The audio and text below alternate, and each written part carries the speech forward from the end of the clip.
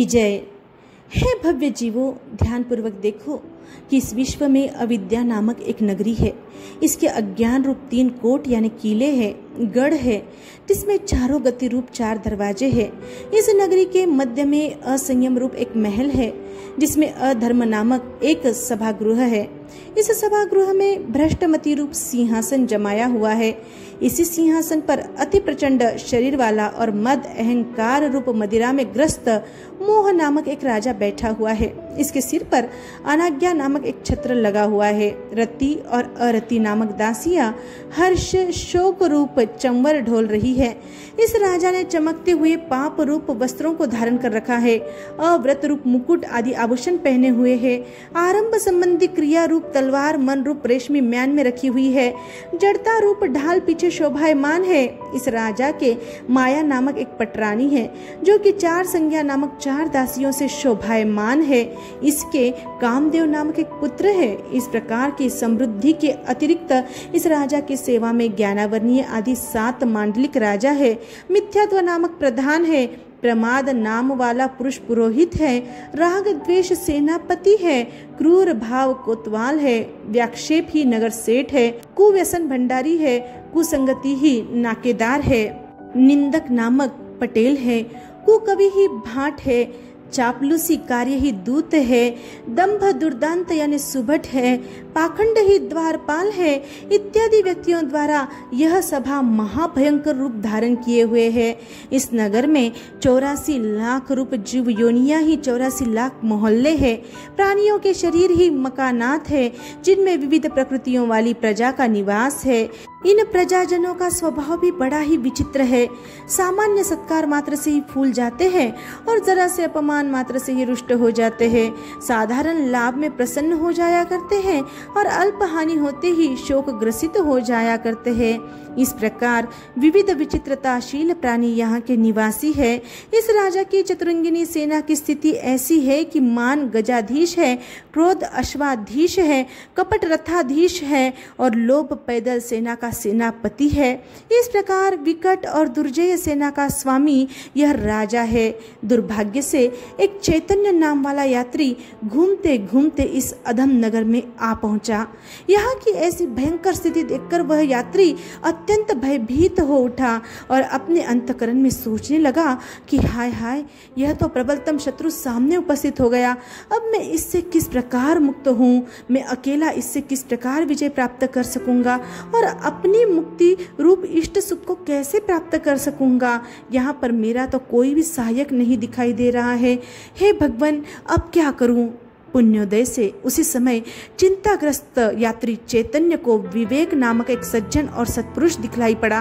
उसने प्रेम पूर्वक चैतन्य को देखते ही निवेदन किया कि अहो महानुभाव, आप कोई सत्पुरुष विदित होते हैं एवं मुझे यह भी अनुभव हो रहा है कि आप किसी न किसी महती चिंता में ग्रस्त है। यदि आपको किसी महान शत्रु की ओर से भय दिखलाई पड़ रहा हो तो भी भयभीत नहीं होना चाहिए। ऐसी स्थिति में कायरता का परित्याग करके प्रबलतम शूरवीर बनना ही एकमात्र कर्तव्य होता है। विवेक पुरुष के ऐसे शांत और सहायक वचनों को सुनकर चैतन्य को साहस हुआ और उस आगंतुक पुरुष को अपना हितैषी जानकर जवाब दिया कि हे भाई, शक्ति के अभाव में शूरवीरता का क्या अर्थ हो सकता है?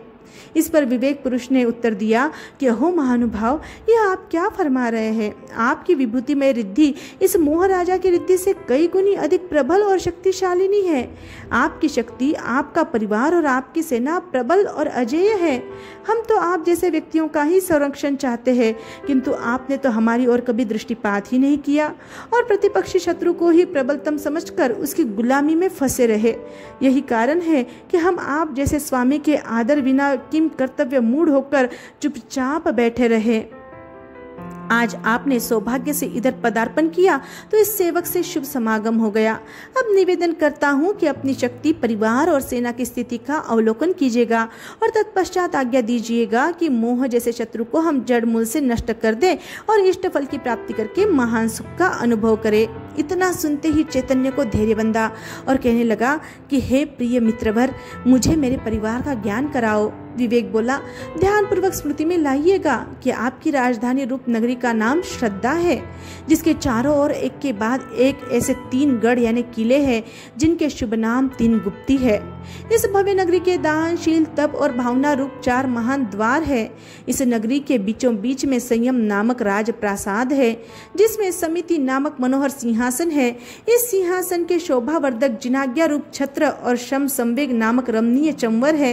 इसमें नैतिकता प्रधान व्यापार वाले शुभ भाव नामक सेठ बसते हैं, जिनकी पुण्य नामक दुकानों पर शुभ कर्म नामक रिद्धि सिद्धि सुशोभित है। सात्विक क्रियाओं का ही यहाँ पर क्रय विक्रय होता है। आदि विविध रूप से आपका रम्य परिवार आपकी महती आकांक्षा के साथ उत्सुकता पूर्वक प्रतीक्षा कर रहा है। अतएव सावधानी के साथ इस आपकी स्वामित्वमय नगरी में सादर प्रवेश करिएगा। सावधानी के साथ कहने का तात्पर्य यह है कि मोहन रूप ने प्रत्येक प्रवेश द्वार पर मजबूत रक्षा चौकियां स्थापित कर रखी है, उनसे भयभीत मत होना। लीजिए, यह ज्ञान नामक तलवार ग्रहण कीजिएगा, इसके बल पर आप अवश्य विजयी हो जाएंगे। इतना सुनते ही चैतन्य यात्री को अपनी स्थिति का सम्यक प्रकार से स्मरण हो आया और दृढ़ आत्मबल के साथ नगरी में प्रवेश करने के लिए तत्पर हो गया। जो ही नगरी के प्रवेश द्वार की रक्षा चौकी पर चैतन्य ने अपना प्रथम कदम रखा कि इतने में ही सम्यक मिथ्यात्व और सम्यक प्रकृति एवं अनंतानुबंधी क्रोध, मान, माया और लोभ नामक 7 दुर्जय योद्धा सामने आकर खड़े हो गए और ललकार के साथ बोले कि कौन है, आगे बढ़ने से रुक जाओ, आगे बढ़ने देने का मोह नामक बादशाह का हुक्म नहीं है। चैतन्य ने उनके इन शब्दों की बिना परवाह किए ही आगे बढ़ना चालू रखा। परिणाम यह होता है कि चैतन्य और उन 7 योद्धाओं का परस्पर में गंभीर संघर्षमय युद्ध प्रारंभ हो जाता है। किंचित समय में ही चैतन्य की महान पराक्रमशील ज्ञान तलवार के द्वारा वे 7 ही युद्धवीर वही खेत रह जाते हैं, मौत के घाट उतरकर स्वर्गवासी हो जाते हैं। चैतन्य प्रसन्नता पूर्वक नगरी में प्रवेश करते हैं, नगरी का सौंदर्य देखकर मनोमुग्ध हो जाते हैं। इतने में दूसरी रक्षा चौकी सामने दिखलाई पड़ती है, जहाँ पर कि विविध शस्त्रों से सन्नद्ध अव्रत नामक 12 प्रबल योद्धा समुपस्थित थे। योद्धाओं की जो ही दृष्टि चैतन्य पर पड़ी कि गर्वपूर्ण भाषा में बोल उठे, अहो यात्री, अहो चैतन्य, इस संयम नामक मनोरम राजप्रसाद में प्रवेश करने के लिए किससे आज्ञा प्राप्त की है? लौट जाओ, यहाँ प्रवेश मत करो। इतना सुनते ही गंभीरता के साथ चैतन्य ने अपने शस्त्रागार में से प्रत्याख्यान नामक अचूक भाला निकाला। भाले के प्रथम प्रहार से ही वे नामधारी वीर धराशायी हो गए। फिर क्या था, चैतन्य महाराज ने निश्चिंतता पूर्वक संयम नामक लावण्यतामय राजप्रसाद में प्रवेश किया। सामने ही समुपस्थित सुमति सिंहासन पर जाकर अपना अविचल आसन स्थापित कर दिया। जिनाज्ञा नामक छत्र धारण कर लिया। छत्र के धारण करते ही धीरता और लज्जा नामक दासियों ने आकर शम और संवेग चंवर हाथ में लेकर उन्हें चैतन्य नामक महान और अद्वितीय सम्राट के ऊपर ढोरने लगी। सम्राट के आगमन की वार्ता सुनकर सारा ही परिवार सहर्ष और विनय के साथ सेवा में समुपस्थित हो गया। चैतन्य ने सभी का यथायोग्य सत्कार किया। तत्व रुचि और सुबुद्धि नामक अपनी पटरानियों को इतने दिन तक के विरह दुख से दग्ध उनके चित्त को शांत करने के लिए अपने दाहिनी और बाई भुजाओं की ओर समीप में आसन दिया। पंच महाव्रत नामक 5 सामंत सरदारों को मांडलिक राजा का पद प्रदान किया। तत्पश्चात चैतन्य देव ने महाराजा ने अपनी शासन व्यवस्था इस प्रकार निर्माण की। सम्यक्त्व को प्रधानमंत्री, अप्रमाद पूर्ण कर्मण्यता को पुरोहित, उपशम वीर को प्रधान सेनापति, शांत भाव को कोतवाल, शुभ भाव को नगर सेठ, परम आगम रूप द्रव्य से परिपूर्ण भंडार के रक्षणार्थ विज्ञान को भंडारी, सत्संगति को नाकेदार, व्यवहार को पटेल, गुणीजन को भाट, सत्य को दूत, न्याय को द्वारपाल, मनोनिग्रह को अश्वाधीश, मार्दव विनय को गजाधीश, आर्जव सरलता को रथाधीश, संतोष को पैदल सेना का सेनापति इत्यादि रूप से राज्य पदों पर योग्य और अनुभवी व्यक्तियों को नियुक्त किया। इस तरह से राज्य संचालन की व्यवस्था करके श्री चैतन्य देव राजाधिराज आनंद पूर्वक श्रद्धा नगरी का राज्य करने लगे। परंतु फिर भी अपने प्रबलतम शत्रु मोह राजा का भय हृदय में छिपा हुआ ही था। एक दिन की बात है कि जब राज्य दरबार लगा हुआ था, सामंत वर्ग और उच्चाधिकारी एवं भृत्य समुदाय अपने अपने आसन पर सुशोभित हो रहे थे। सभा की शोभा अद्वितीय प्रतीत हो रही थी कि ऐसे ही मनोहर और महत्वपूर्ण प्रसंग पर चैतन्य महाराज बोले कि आदरणीय उपस्थित सज्जनों, मैं आपके संयोग और सहवास से अत्यंत प्रसन्न हूँ। राज्य की आत्मोन्नति रूप व्यवस्था आदर्श ढंग से प्रगति कर रही है। परंतु जब तक अपना प्रबल प्रतिपक्षी मोह नामक राजा पूरी तरह से पराजित नहीं हो जाए तब तक अखंड और अचल सुख की प्राप्ति नहीं हो सकती है। इसलिए मोह राजा आत्यंतिक रूप से नष्ट हो जाए, जड़ मूल से खत्म हो जाए और सर्वांश रूप से निशेष हो जाए, ऐसा ही ठोस प्रयत्न करने की हम सभी की कर्तव्यपूर्ण निष्ठा और योजनाबद्ध प्रयत्न होना चाहिए। इतना सुनते ही विवेक आदि मित्र और सामंत आदि वर्ग अत्यंत नम्रता पूर्वक बोले कि हे नाथ, हे स्वामी, युद्ध के लिए तैयार होने की आज्ञा सभी को दीजिएगा और सात्विकता पूर्ण शस्त्रों से सन्नद्ध होकर इसी समय उस शत्रु पर धावा बोल दीजिएगा। हम सभी घनघोर आध्यात्मिक युद्ध में संलग्न होकर मोह सेना को तितर बितर कर देंगे, चकनाचूर कर देंगे। आपकी महती आकांक्षा के अनुरूप ही मोह राजा को सर्वथा प्रकार से पराजित करके एवं उसे नाम शेष करके आपके साध्य रूप लक्ष्य को श्रीमान के कर कमलों में समर्पित कर देंगे और इस प्रकार आपके इष्ट अर्थ की साधना पूर्ण रीति से संपन्न कर देंगे एवं ऐसी स्थिति में ही सभी स्थायी सुख का रसास्वादन कर सकेंगे।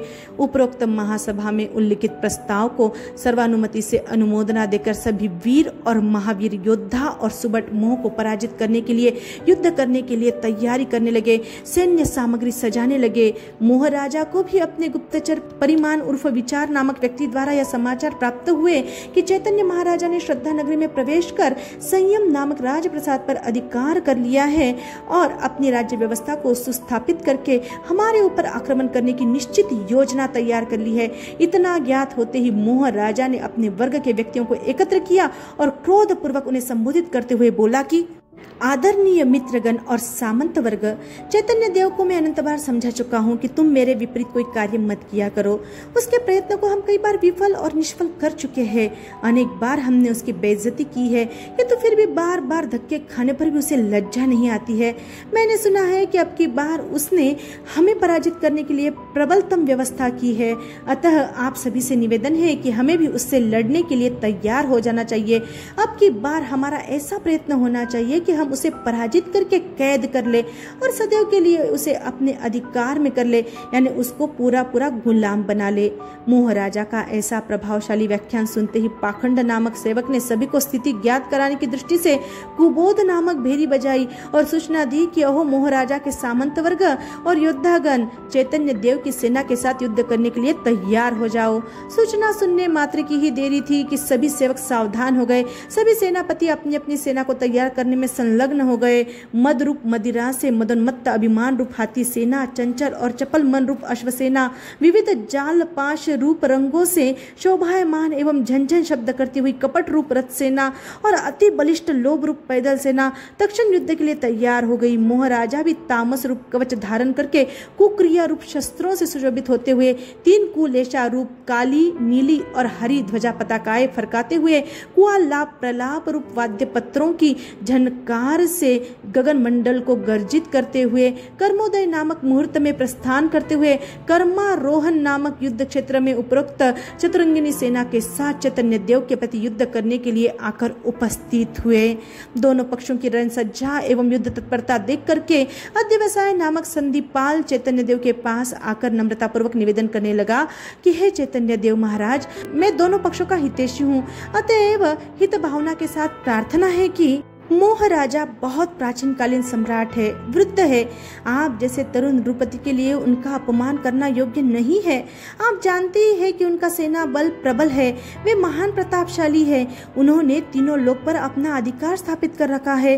उन्हें पराजित करके आप विजयी होवे, यह अति कठिन वस्तु है। कहीं ऐसा प्रसंग उपस्थित नहीं हो जाए कि आपकी सेना भयभीत होकर मोह राजा से जा मिले और आपको अपमानित होना पड़े, राज्य भी हाथ से निकल जाए और दुखों का समूह ही केवल शेष रह जाए। अतएव मेरी तो बोधपूर्ण सम्मति यही है कि आप मोह राजा के सम्मुख जाकर संधि कर ले। नीति का वाक्य है कि वृद्धों की सेवा में जाने से अपमान नहीं हुआ करता है। यह सुनकर चैतन्य देव हंसते हुए बोले कि मैं सब समझता हूँ। जहाँ तक सिंह गुफा में निद्रा लेते हुए सोते रहता है, उतने समय तक ही वंचरों को उन्माद करने का अवकाश मिला करता है। चिरकाल से आकाश में हवा के बल पर उड़ती हुई और घूमती हुई धूल राशि को, रजकणों के समूह को मेघ क्षण भर में ही दबा देता है। मोह की आंतरिक जैसी स्थिति को मैं पहचानता हूँ, वैसे पहचानने वाला स्त्री खंड में दूसरा और कोई नहीं है। इतने समय तक मैं अबोध सा रहा, यही मेरी भयंकर भूल थी। अन्यायी को दंड देना और उसका नाम शेष कर देना ही हमारा प्रधान और परम कर्तव्य है। क्या तुम्हें ज्ञान नहीं है कि मोह के अधिकार में रहने से ही मेरी आज दिन तक इतनी बेइज्जती हुई है? प्रत्येक क्षण उसकी स्मृति मात्र से ही मुझे दुख उत्पन्न हुआ करता है। अब मुझे मूर्ख मत समझो। मूर्खता करके पुनः उसके अधिकार में जाना और अपना अनादर कराना मैं नहीं चाहता। आज दिन तक मुझे अपने परिवार का ज्ञान नहीं था, परंतु विवेक मंत्र ईश्वर का भला हो कि उन्होंने मुझे इस दुखपूर्ण गुलामी से मुक्त होने का मार्ग बतलाया और तदनुकूल सामग्री बतलाई। मैं तो स्वयं ही मोह राजा के सम्मुख होकर उसको नष्ट करने के लिए कटिबद्ध था कि वह सामने ही आ गया। यह अच्छा ही हुआ। तुम जरा थोड़ी देर तक खड़े रहो और मेरी सेना का प्रबल पराक्रम देखो। त्रिलोक पूज्य के रूप में कहे जाने वाले मोह महाराजा की कैसी दुर्दशा होती है। इतना कहने के बाद चैतन्य देव ने अपने सद्गुरु रूप अद्वितीय योद्धा द्वारा सद्बोध नामक भेरी बजवाकर संपूर्ण सेना को तत्काल सुसज्जित होने की आज्ञा प्रदान की। उसी समय शांत रस से परिपूर्ण मनोनिग्रह रूप अश्वसेना, वैराग्य मत से मस्त मार्दव नम्रता रूप गजसेना, सरलता से सुशोभित आर्जव रुजुता रूप रथ सेना और सदा तृप्तिशील संतोष रूप पैदल सेना, यूं चतुरंगिनी सेना क्षमा रूप बख्तर धारण करके विविध तप रूप अनेक शस्त्रों से सुसज्जित होकर स्वाध्याय रूप नगाड़े यानी ढोल बजवाते हुए, भजन रूप शहनाइयों की गर्जना कराते हुए, तीन शुभ लेशा रूप लाल पीली और सफेद ध्वजा पताकाएं फरकाते हुए और वैराग्य पथ में वीरता पूर्वक आगे बढ़ते हुए गुणस्थान आरोहण रूप रणांगन में युद्ध करने के लिए आ खड़े हुए। इस प्रकार दोनों ओर से युद्ध सेनाओं के रण क्षेत्र में व्यवस्थित रूप से उपस्थित होते ही दोनों स्वामियों ने अपनी अपनी सेना को युद्ध करने की आज्ञा प्रदान कर दी। सर्वप्रथम मोहन नृपति की ओर से मिथ्यात्व मंत्रीश्वर अपने अनंतानुबंधी आदि 16 कषाय और 9 कषाय रूप 25 सामंतों और अनेक युद्धवीरों के साथ चैतन्य देव की सेना का सामना करते हुए चैतन्य देव को अभिमान पूर्वक कहने लगा कि हे चैतन्य, मालूम होता है कि तुम मेरे त्रिलोक व्यापी पराक्रम को भूल गए हो। तुमको अनंत बार विविध रीति से हानि पहुंचाते हुए बुरी तरह से पराजित किया है, फिर भी तुम्हें लज्जा अनुभव नहीं होती है और लड़ने के लिए तैयार हुए हो। सावधान हो जाओ, मैं अभी एक क्षण में ही तुम्हें एक तीक्ष्ण और अचूक बाण द्वारा पतित करके पाताल लोक में अधोगति में पहुंचाता हूँ। अपने स्वामी भक्त सेवक कुदेव कुगुरु और कुशास्त्र रूप नौकरों द्वारा तुम्हारी मान हानि करवाता हूँ। इस प्रकार बकवाद करता हुआ, अपलाप करता हुआ कुश्रद्धा रूप बाण खींच करके खड़ा हो गया। उसी समय समीप में उपस्थित विवेक नामक प्रधान मित्र चैतन्य महाराज से बोला, हे स्वामी, यह पाखंडी और अभिमानी मिथ्यात्व नामक प्रधानमंत्री अपने सम्यक्त्व नामक मंत्री के दृष्टिक्षेप मात्र से ही, देखने मात्र से ही पराजित होकर काल धर्म को प्राप्त हो जाएगा। इसके मरते ही मोह की संपूर्ण सेना शिथिल हो जाएगी और इस प्रकार अपनी श्रद्धा नगरी सभी प्रकार से निशंक और निर्विघ्न हो जाएगी। इतना सुनते ही चैतन्य देव ने अपने प्रधानमंत्री सम्यक्त्व को प्रतियुद्ध करने के लिए आज्ञा प्रदान की। आज्ञा पाते ही सम्यक्त्व मंत्रीश्वर अपने 5 सम्यक्त्व रूप सहायक प्रधान युद्धवीरों के साथ और अन्य योद्धाओं के साथ मिथ्यात्व के सम्मुख जा खड़ा हुआ।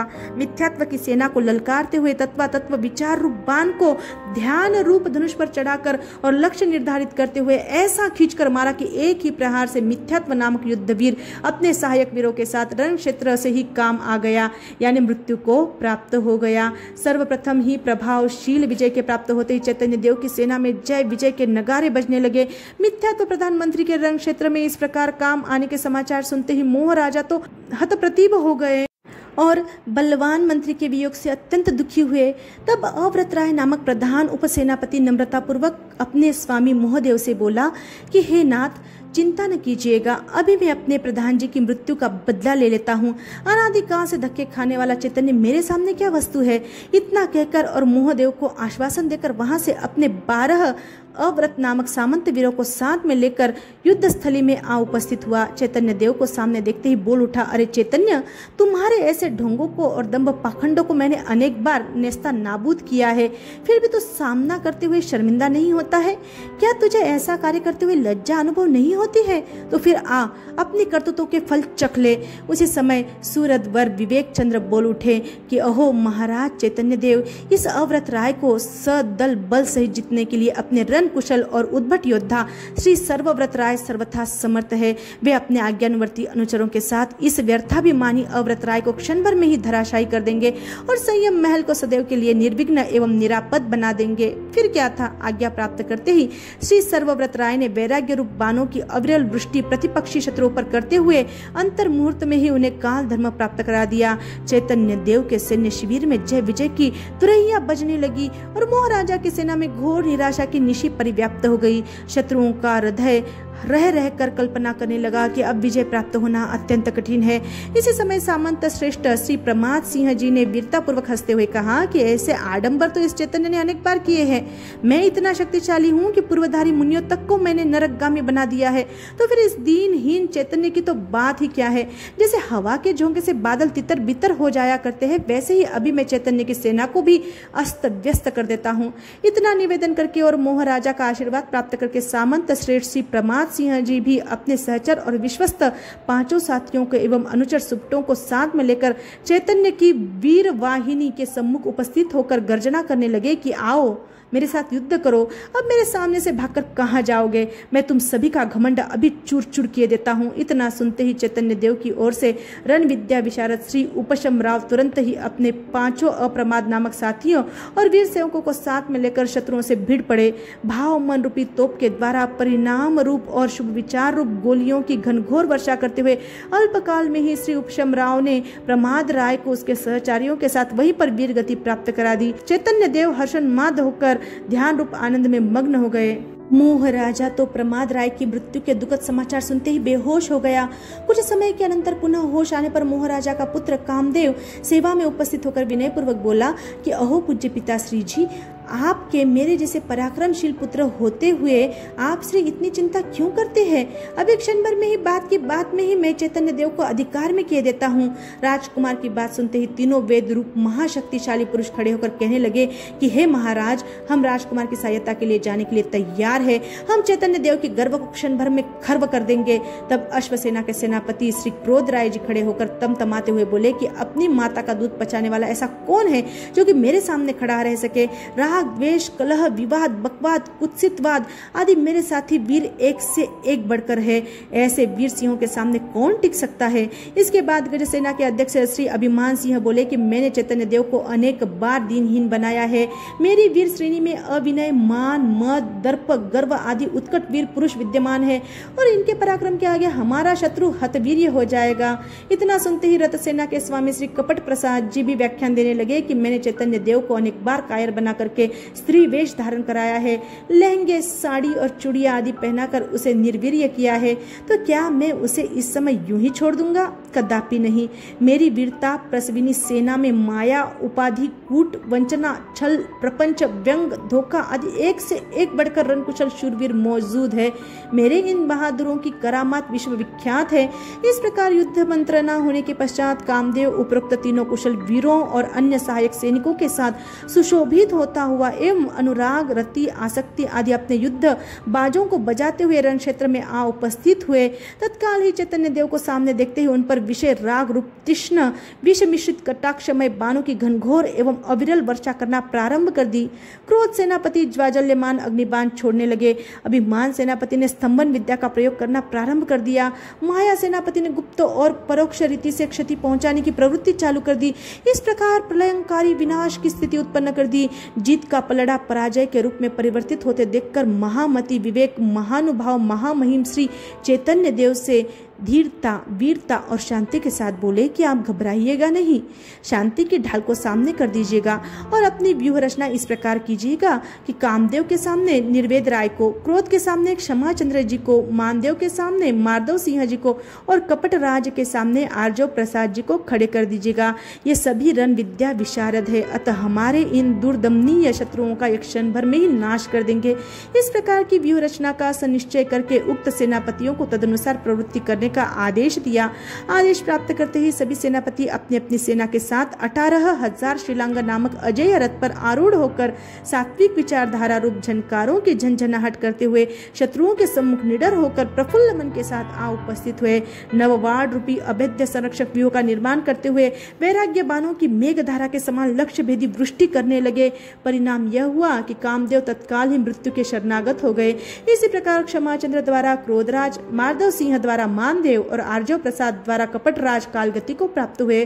कामदेव की मृत्यु प्राप्त करते ही तीनों वेद, पुरुष, स्त्री, नपुंसक नामक लड़ाकों का तो इस प्रकार अस्तित्व ही नष्ट हो गया जैसा कि गधों के सिर पर से सिंगों का अस्तित्व ही नष्ट है। इस अभूतपूर्व विजय से चैतन्य देव की सेना में जय विजय के गगन भेदी नारे लगाए जाने लगे। चैतन्य महाराज अपनी असाधारण महत्ता का परम आनंद अनुभव करते हुए निर्विशेष शांति और सरलता की प्रतिमूर्ति से हो गए। जब युद्ध के समाचार महाराजा को प्राप्त हुए और उसने जाना कि मेरा प्यारा पुत्र और तीनों दुर्जय बलिष्ठ वीर शिरोमणि भी युद्ध में ही काम आ गए, तो वह अचानक ही मूर्छाग्रस्त हो गया। होश आने पर हाय हाय और त्राही त्राही करने लगा। कुछ समय के बाद महाराजा लाल लाल आंखें करके क्रोधपूर्वक बोलने लगा कि अब मैं खुद ही रण में जाकर और चैतन्य देव का सामना करके उसे मृत्यु का आलिंगन कराऊंगा। उस समय समीप में बैठे हुए श्री लोभ राय बोले कि आप जैसे महाप्रतापी और महापराक्रमी महाराजा को चैतन्य जैसे साधारण बालक से युद्ध करने के लिए जाना उचित प्रतीत नहीं होता। अतएव मैंने एक योजना सोची है कि चैतन्य को अपना उपशम मोह नामक गढ़ देने का लोभ देकर उसे उसमें प्रविष्ट करा देंगे। जब वह उसमें जम जाएगा तब अपने जो गुप्तचर सैनिक उस गढ़ में रह रहे हैं वे शनै शनै सूक्ष्म युक्ति से चैतन्य की सेना का सर्वथा क्षय कर देंगे। ऐसी स्थिति की उपस्थिति होते ही चैतन्य अपने आप ही अपने अधिकार में आ जाएगा। यह सम्मति महाराजा को बहुत ही अनुकूल प्रतीत हुई। अंत में सोच विचार कर महाराजा ने लोभचंद्र को वैसा ही करने की आज्ञा प्रदान की। बड़ी बड़ी आशाओं के साथ उत्साहपूर्वक लोभचंद्र भी हास्य, रति, अरति, भय, शोक, दुगुंछा आदि सैनिकों के साथ सुसज्जित होकर युद्ध क्षेत्र की ओर प्रस्थान किया। चैतन्य देव के शिविर की स्थिति है कि धर्मस्थान नामक परिषद गृह में अपने सभी मांडलिक राजाओं, सामंतों और विन सेनापतियों को एकत्र कर चैतन्य देव के सभापतित्व में प्रधान नायक श्री विवेक चंद्र को संबोधित करते हुए कहने लगे, प्रिय सज्जनों, अपना अधिकांश कार्य सानंद विजय के साथ परिपूर्ण हो गया है और जो कुछ शेष रहा है वह भी थोड़े ही समय में परिपूर्ण हो जाएगा, ऐसा पूर्ण विश्वास है। परंतु गुप्तचरों द्वारा विदित हुआ है कि उपशम कषाय नामक गढ़ में महाराजा ने अनेक गुप्तचरों की नियुक्ति कर रखी है। अतएव सावधानी की आवश्यकता है कि कहीं लोभवश हम पतित नहीं हो जाए। उस गढ़ में हमें किसी भी दशा में प्रवेश नहीं करना चाहिए। मार्ग में आने वाले सभी प्रकार के उपसर्गों और परिश्रमों को शांतिपूर्वक सहन करते हुए केवल क्षीण कषाय नामक गढ़ में ही हमें प्रवेश करना है। इस रीति से ही हम महाराजा का समूल नाश यानी आत्यंतिक क्षय कर सकेंगे। यही हमारा अंतिम लक्ष्य है और इसी में हमारी परिपूर्ण एवं निर्विघ्न विजय रही हुई है। प्रधान नायक के इस सुमधुर और सुललित भाषण से सभी अत्यंत प्रसन्न हुए और सर्वानुमति से इस एक ही लक्ष्य से सहमत होते हुए सभी वीरवर रण सज्जा से सन्नद्ध होकर क्षीण मोह नामक दुर्जय गढ़ को जीतने के लिए उस ओर चल पड़े। थोड़े ही दूर गए होंगे कि मार्ग में लोभचंद्र महोदय से समागम हो गया। चैतन्य देव की सेना को क्षीण मोह नामक गढ़ की ओर बढ़ते हुए देखकर लोभचंद्र बोल उठे, हे भाइयों, इतनी शीघ्रता क्यों कर रहे हो? हमारा राजा तो आपके आगे हार चुका है, अब तो हम भी आपके ही शरण में आ पड़े हैं। अतएव हमसे लड़ने की अथवा डरने की कोई बात नहीं है। लो देखो, सामने ही हमारा सुविख्यात उपशम कषाय नामक गढ़ दिखाई दे रहा है। इसी पर अपना अधिकार करके इसमें आनंद पूर्वक राज्य काज कीजिएगा। महाराजा तो हताश होकर हतवीर्य हो जाने के कारण दीनहीन अवस्था में ही चुपचाप बैठ जाने वाला है। वे अब तुमसे किसी भी प्रकार का लड़ाई झगड़ा नहीं करेंगे। चैतन्य देव की सेना उपरोक्त लोभचंद्र के भाषण संबंधी घटने वाली घटना से पूरी तरह से परिचित ही थी। अतः लोभचंद्र के विषकुंभम पयोमुखम के समान मधुर परंतु परिणाम में घातक वचनों से कोई भी ललचाए नहीं और ध्येय की ओर आगे बढ़ना ही चालू रखा। लोभचंद्र अपनी बात की अवहेलना होते देखकर क्रोध से तमतमाते हुए कर्कश शब्दों में बोल उठा, अरे दुष्टों, मेरे बंधु बांधवों को मारकर कहां चले जा रहे हो? ठहरो, अब मैं तुमको छोड़ने वाला नहीं हूं। इतना कहकर चैतन्य की सेना पर इच्छा, तृष्णा, मूर्छा, आकांक्षा, गृद्धता, आशा आदि नामक विद बाणों की घनघोर और अंधाधुंध वर्षा करने लगे। लोभचंद्र के इस प्रकार के तीक्ष्ण प्रहारों को देखते ही तक्षण चैतन्य देव ने भी शायिक परिणामिक धारा रूप बाणों की प्रतिपक्षी पर अचूक दृष्टि के साथ मर्मभेदी वर्षा करनी प्रारंभ की। फिर क्या देर थी, थोड़ी ही देर में लोभचंद्र भी अपने अनुयायी सैनिकों के साथ ही नरगति का पथिक बन गया। इस प्रकार महाराजा की सभी प्रकार की फौज समाप्त हो गई। तत्पश्चात चैतन्य देव ने निश्चिंत होकर एवं निरापद होकर क्षीण कषाय नामक गढ़ में अपने दल बल सहित जय विजय के नारों के साथ प्रवेश किया।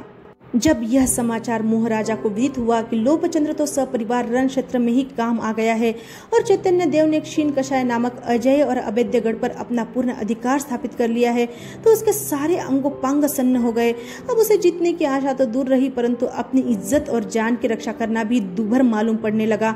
फिर भी अपने स्वभाव अनुसार अहंकार का प्रदर्शन करते हुए खुद ही चैतन्य देव को पराजित करने के लिए और उनसे युद्ध करने के लिए कटिबद्ध हुआ। तब ज्ञानावर्णीय, दर्शनावर्णीय और अंतराय नामक शेष बचे हुए साथियों को एवं अन्य अवशिष्ट सेना को एकत्र करके चैतन्य देव से अपना अंतिम युद्ध करने के लिए युद्ध स्थल की ओर चल पड़ा। जब चैतन्य देव को स्वयं मोहराजा के युद्ध के लिए आगमन की बात मालूम पड़ी तो उन्होंने क्षायिक सम्यक्त्व एवं क्षायिक यथाख्यात चारित्र नामक अजय और महान पराक्रमशील अद्वितीय रण योद्धाओं के साथ करण सत्य, भाव सत्य, योग सत्य नामक अभेद्य कवच धारण करके और वितरागमय अकषायशील शस्त्र लेकर संपूर्ण समूर्ता यानी संवर नामक व्यवस्था से निश्चिंत होकर, संपूर्ण भावशीलता नामक मद से मस्त होकर, महाज्ञान नामक वाद्य यंत्रों की झनकार से सेना की शोभा में वृद्धि कराते हुए, महाध्यान नामक ध्वजा पताका फरकाते हुए, महातप तेज से प्रदीप्त होते हुए, अमोह और अविकार की दृढ़ता को धारण करते हुए, अप्रतिपाती अवस्था से सुशोभित होते हुए, शायिक श्रेणी नामक युद्ध क्षेत्र में अपने विश्वस्त सहायकों और आज्ञानुवर्ती अनुचरों के साथ अंतिम युद्ध करने के लिए आ उपस्थित हुए। चैतन्य देव को इस प्रकार सुसज्जित और युद्ध सन्नद्ध सामने ही खड़े देखकर मोहराजा अपने स्वभाव अनुसार मद अहंकार से मस्त होता हुआ बोला कि रे चैतन्य, मेरी परम कृपा से ही तुम मेरे घर में बड़ा हुआ। अनंत समय तक तुमने मेरी सेवा की। अरे नमक हराम, अब मुझसे ही लड़ने के लिए तैयार हुआ। तुझे जो यह रिद्धि प्राप्त हुई है वह सब मेरा ही पुण्य प्रताप है।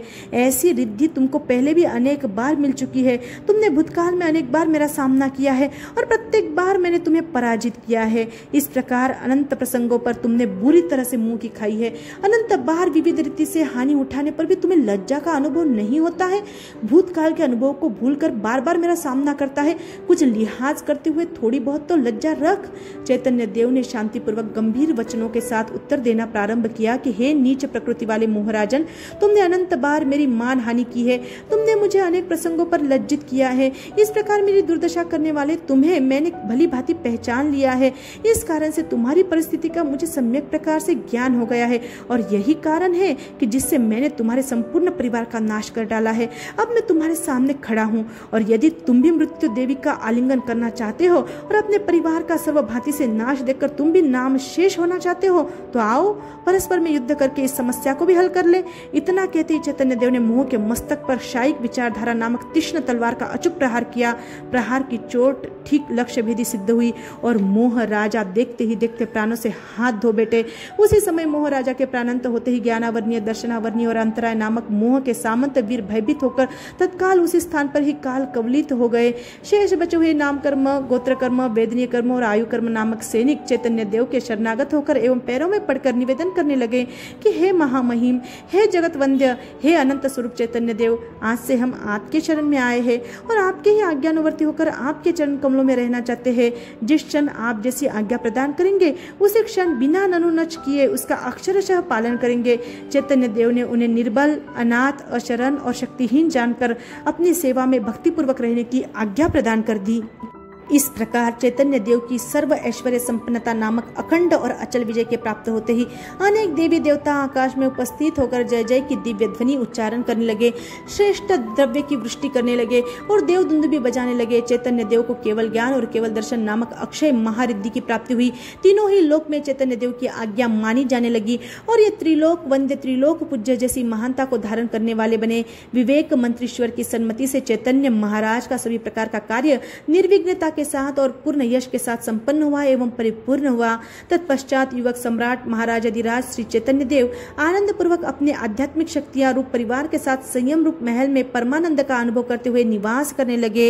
एक दिन विवेक मंत्रीश्वर अपने महाराजा की सभा में उपस्थित होकर निवेदन करने लगे कि हे महाराजन, आपके जय विजय से और आपकी सिद्धि से मैं अत्यंत ही प्रसन्न हूँ। आप अब सर्वज्ञ और सर्वदर्शी हो गए हैं, अतः मैं आपकी सेवा में आप किसी भी प्रकार की सम्मति प्रदान करने में सर्वथा सर्वथा असमर्थ हूँ। फिर भी एक अल्प सम्मति है कि इस समय तक भी आपके 4 शत्रु शेष रह गए हैं, अतः उनके लिए भी कुछ विचार करना अति आवश्यक है।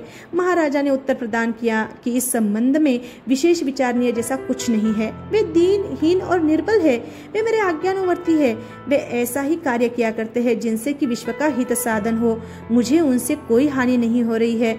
आयुष्य, नाम, गोत्र और वेदनीय ये चारों शरणागत विरोधी केवल आयुष्य के बल पर टिके हुए हैं। बेचारे आयुष्य का रहस्य तो स्वभावतः प्रत्यक्षण हो ही रहा है। इसके सर्वथा क्षीण होते ही शेष 3 भी स्वभावतः अपने आप ही नष्ट हो जाएंगे। तत्पश्चात में अनंतानंत काल के लिए अक्षय, अमर, शाश्वत, नित्य, निराभास स्थिति को प्राप्त होता हुआ, निरंजन एवं निराकार अवस्था को धारण करता हुआ, परम पद मोक्ष रूप शिवपुर में अपना जन्म मरण रहित अनुपमेय आसन की स्थापना करके परम सुख का भोक्ता होता हुआ सभी प्रकार से कृतकृत्य हो जाऊंगा। इस प्रकार आत्मा और मोह का युद्ध नामक रूपक अलंकारमय कथानक परिपूर्ण हुआ। जय आनंद।